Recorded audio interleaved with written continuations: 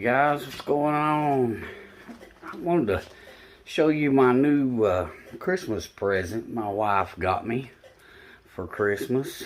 It is actually a pretty cool tool that is very useful, and I will leave links to it in the description if you guys want one, where you can get right to it and pick you up one. But let me show you what I got. Alright, get this little device right here. It is a Konnwei, I guess how you pronounce that. It is a OBD2 scanner and a battery tester all in one. And I've been playing with this thing today. I've tested every battery I've had playing with this thing, and it is actually pretty cool.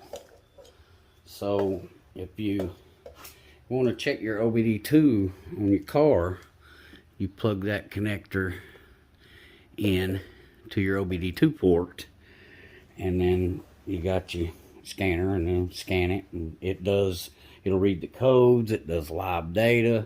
It's pretty nifty. So, but if you want to test batteries with it, you just plug this piece into it. And the first battery I got right here, I know it's bad. I had it in my truck, but I put it on the charger and fully charged it. It would start my truck, but if I left my radio on for 5 minutes, 10 minutes, dead, and I was stranded.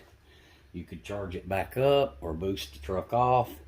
It would start it just fine, but you had no runtime at all. So I was hooking this up to it. And these batteries, like this one says 800 cold cranking amps, that's all estimated. And what I mean by that is, if that says 800 when they measured it at the factory where they made it, it might have been a 781. Well, we'll call it an 800. Same for this one. This one's 650 cold cranking amps. It might have been 628. They're going to round it 650. And I have seen it the other way, where they'll call it a 650 or an 800. The 650 will read 691.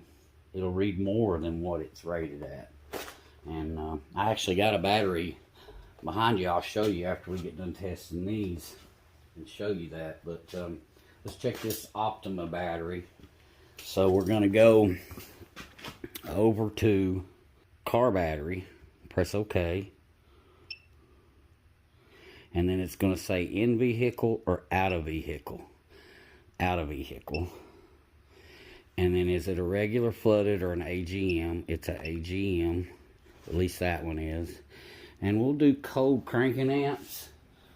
And the cold cranking amps on this battery is 620. So you'll go hit OK, cold cranking amps. Run this up to 620. And the only reason it asks what it is to determine if it's 100% or not. So if it was a 600 and it only measured 300, it would be a 50%. 620, we got it on 620, press OK. It's testing it. That battery is only at 368. It's at 12.82 volts, and it was a 620, which means it's 59%. It's saying replace the battery. It is no good. I know that battery is no good. Let's go on to the next battery. This battery is a new battery, but it's like 6 years old. It's been sitting over here not being used, and every now and then I'd hook it up to the charger just to maintain it. Well, apparently that didn't work, but it's fully charged by the battery charger. And the same thing, just move it over to battery, car battery, press OK. It's out of the vehicle. That one is a regular flooded battery. OK. Cold cranking amps on that one is 800. Press OK. That battery is only doing 543 cold cranking amps. It's supposed to be 800, 67%, which means replace it. Now, that battery may still start your car, but if you leave the radio on or the headlights on for any length of time, you're going to be stranded. This one is a brand new battery. It's not been in any car or anything. I've got it for a car outside that the battery's bad on. Let's hook it to that one. I'm trying to be quick with this, guys, because go over to car battery, press OK. That one is a 650. You should be able to see it on the side of the battery there, 650. It's not in the vehicle. It's a regular flooded battery. Cold cranking amps. Back down to 650. And press OK. That battery is running 609 cold cranking amps. And at 93%, it's a good battery. And it tells you right there on the screen. I got something else I want to show you. This battery is a Magna Power. It says 230 cold cranking amps. Let's hook it up. Positive first, negative next. Same thing. Okay. It is in the vehicle. Now, when you do in the vehicle, it gives you the option of a battery test, cranking test, or a charging test. Right now we're going to do the battery test. Press OK. And then it's going to tell you, check surface charge, turn the lights on, take headlights on for about 10 seconds, and then turn the lights off. Well, this is on a mower, so I can't do that. So we're just going to check it just for reference. You just press OK again. It's a regular flooded battery. It is a 230 cold cranking amp battery. Got a long way to go. 230, and now press OK. It's going to check it. That battery is actually running 272 cold cranking amps, and it's only a 230 cold cranking amp battery. It's running 12.60 volts. It's 100% battery. Good. That's an excellent battery. I think the lady that owned this mower has replaced it, but we're going to check those other features out on here, and where it was in vehicle, but we're going to use my mower for that. Let's get on to that. It's connected. Alright, we got power. Go over to car battery again. Mine is a 300 and it's in the vehicle. We'll go ahead and do the battery test just for the heck of it. Cold cranking amps is 300. 300, press OK. Mine is only at 243 cold cranking amps. 300, it's 81%. That battery's actually about 4 years old, so that's not terrible, but it's still saying a good battery. Recharge it. It's been sitting out here all winter, and that might be what it is. Maybe it does just need to be recharged. I'll probably check that, charge it, and recheck it and see what this shows. But for now, let's go back and let's do the in-vehicle cranking test. Alright, so it's on cranking test. Press OK. Turn off the engine before pressing OK to enter the test. Okay, the engine is off. Press OK. Now it's telling me to start the engine.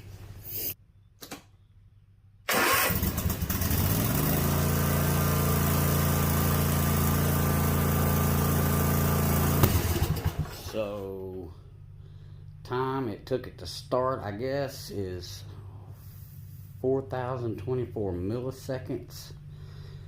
The max voltage drop, I guess that would be the load. It dropped to 10.25. At minimum, it went to 8.88. Cranking normal. That's pretty cool. Let's check the charging one of it. That's the one I want to see. Alright, we're on car battery. Let's press OK. In vehicle. Let's do a charging test. I'm at 12.27 volts. Let's see what it says. Increase the RPM to 2500 and keep it 10 seconds. Press OK to continue. I'm assuming it wants me to start it.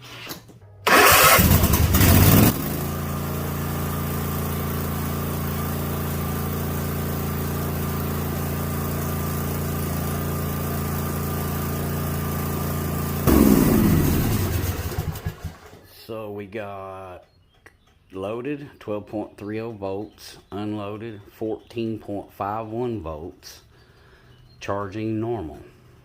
So that's telling me my charging system on that mower is okay. Let's take this thing out and hook it to my truck, and let's check out the OBD2 scanner part of it. Alright, we are connected, and we're going to go to Diagnose, which is right there. Click OK, and then it's going to enter the system. Alright, it's entered the system. Click OK again, and then it's going to come up read code, erase codes, IM readiness, data stream, freeze frame data. You can do a O2 sensor test, onboard monitoring, evap system test, and then it'll even tell you your vehicle information, your VIN number and all that. Alright, I know I've got some evap codes, so we're going to do current trouble codes. Click OK. It's going to read the codes. Evap, emission system test detection. Number 2, evap. 3, evap. 4, evap. 5, evap. So that's reading your codes. And then let's go back again. Let's go do some live data, which is going to be data stream. Click OK. Let's just view all items. I'm going to focus on throttle position sensor. So if you look up the top right of the screen, it's got 11 pages of your live data stream. Let's go down till we find the one that says relative throttle position sensor. So oxygen sensor, catalyst, control module, logo, right here. Second one down. Relative throttle position. Alright, let's say your computer throwed a throttle position sensor code. Well, you can go right here on this live data stream and you can test that throttle position sensor. So I'm at 0, my foot's not on the pedal, on the throttle pedal, so it's at 0%. And the way you would test that is push your foot down on the gas pedal real slow. And as you do that, that voltage should increase. See it going up, pushing it down real slow. 2.0, 2.7, 3.1, 3.5, 4.7, 5.1, going down faster. Now, if that gets to where it's jumping around, erratic, going to 30, 60, 20, 10, 40, 90, as you're pushing that down real slow, that means you need a throttle position sensor. Because that voltage has to be consistent to tell the computer where your foot is on the gas pedal. If you're barely pushing the gas and it's jumping to 80%, the computer is going to send a buttload of fuel to the fuel injectors, and it's not going to run right, or it's going to flood it out and die. So I'm still gradually pushing that down. I'm going to go all the way to the floor. Right there is to the floor. So 67.5% is all the way to the floor. I let off, it's back to 0. And you probably want to do that a couple times just to test it. I'm doing it again, and it looks fine. I'm going down faster than I did before. But man, you can use this box to check a lot of things.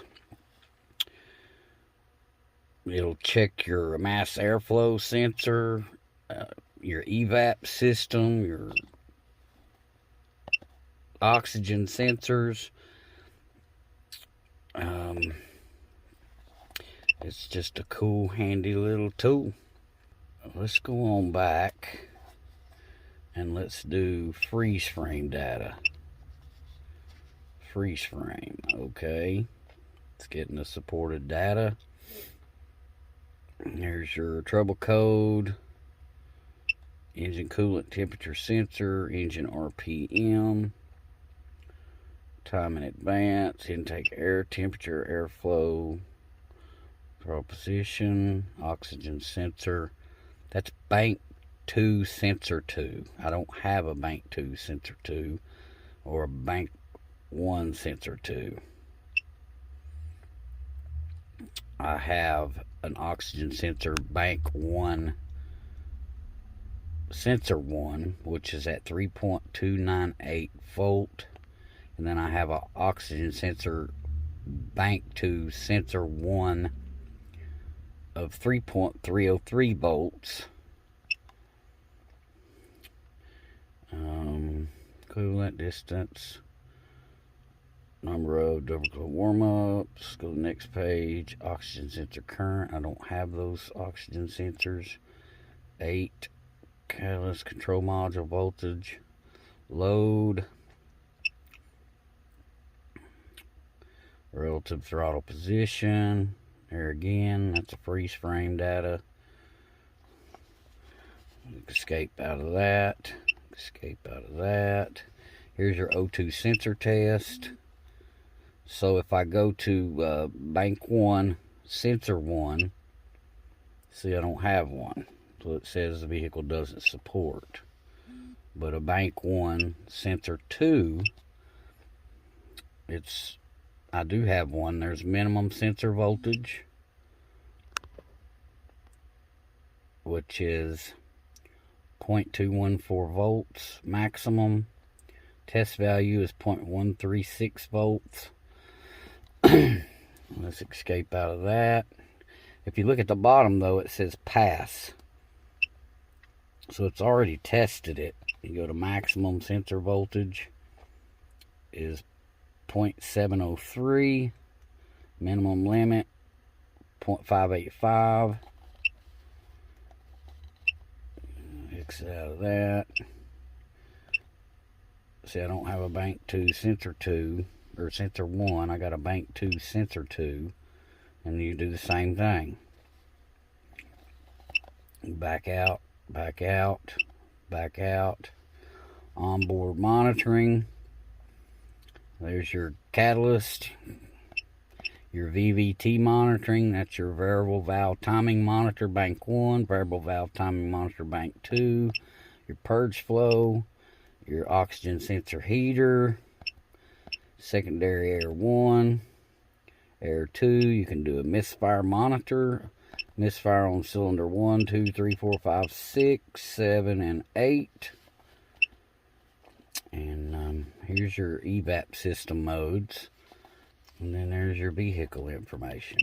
But guys, as you can see, you can do a whole lot of stuff with this little box, and it help you out. Right here is your trouble code lookup. You can look up trouble codes. You just input the trouble code and it will look it up. It's a Konnwei KW681. Comes with this little manual, car and motorcycle battery tester, OBD2 diagnostic scanner. And this case didn't come with it. I bought that separate. I'll leave a link for that too. But yeah, guys, that little box will come in handy. And like I said, I'll leave y'all a link in the description if y'all want one. But until then, we'll see you on the next video.